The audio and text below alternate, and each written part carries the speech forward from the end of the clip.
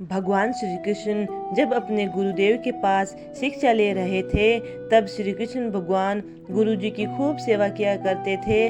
आश्रम की सफाई करते थे, पेड़ पौधों में पानी देते, लकड़ियों को काट कर लाते, भोजन भी वे स्वयं ही बनाते, इत्यादि काम करते थे। जब कृष्ण भगवान विद्या प्राप्त करके चले जाने के बाद द्वारिकाधीश बन गए, तो महर्षि संदीप जी ने सोचा कि कृष्ण को राजमध्य यानी अहंकार तो नहीं आया, तो गुरुदेव ने भगवान कृष्ण की परीक्षा लेने का विचार किया और बहुत समय से कृष्ण भी बुला रहे हैं, सो द्वारिका चलो। ऐसा विचार कर गुरुदेव ने 1000 शिष्यों को लेकर द्वारिका जाने की तैयारी की और कृष्ण को भी संदेश पहुंचा दिया कि गुरुदेव द्वारिका आ रहे हैं। तो कृष्ण भगवान बहुत खुश हुए और गुरुदेव के स्वागत के लिए भव्य तैयारियां की।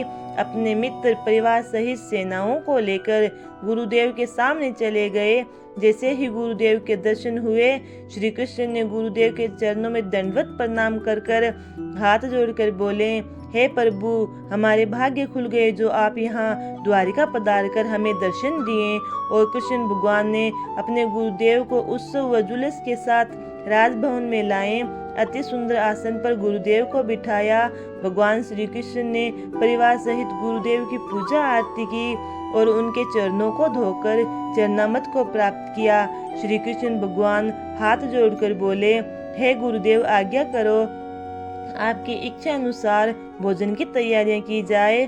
भोजन का नाम सुनते ही गुरुदेव को अपनी परीक्षा की बात याद आ गई, तो उन्होंने कहा, हाँ कृष्ण, भूख तो यात्रा के कारण मुझे भी लग रही है, लेकिन भोजन किसी दासी, नौकरानी या रसोई से न बनवाए। मेरी इच्छा है कि भोजन कृष्ण स्वयं खुद अपने हाथों से बनाए। बहुत दिन हो गए कृष्ण के हाथ का स्वाद व कृष्ण के हाथ से बना भोजन नहीं खाया। तो कृष्ण भगवान मुस्कुराते हुए हाथ जोड़कर बोले, जैसे गुरुदेव की इच्छा, और महल के रसोई में जाकर गुरुदेव और उनके 1000 शिष्यों के लिए भोजन बनाने लगे।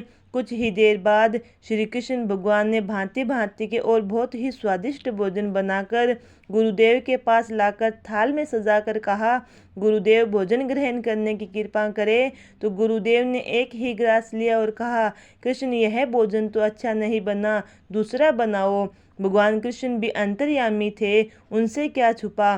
थोड़ी ही देर बाद भगवान कृष्ण ने विविध प्रकार के व्यंजन बनाकर थाल में सजाकर गुरुदेव के से हाथ जोड़कर बोले, गुरुदेव, भोजन ग्रहण करने की कृपा करें। तो गुरुदेव ने 2 ग्रास लिए और कहा, अच्छा नहीं बना, दूसरा बनाओ। और कृष्ण भगवान ने तीसरी बार विविध प्रकार के व्यंजन बनाकर थाल में सजाकर गुरुदेव से बोले, गुरुदेव, भोजन ग्रहण करने की कृपा करें। इस बार गुरुदेव और सब शिष्य मिलकर बड़े ही आनंद से भोजन कर लेते हैं। और गुरुदेव ने कहा, बहुत ही अच्छा व्यंजन बना है। और जब तक गुरुदेव द्वारिका में रहे, उतने दिन तक भगवान कृष्ण ही भोजन बनाते थे। फिर एक दिन गुरुदेव ने भगवान कृष्ण को बुलाकर कहा, अब रथ तैयार करो, हम आश्रम जाएंगे, मगर रथ को घोड़े नहीं जोतना।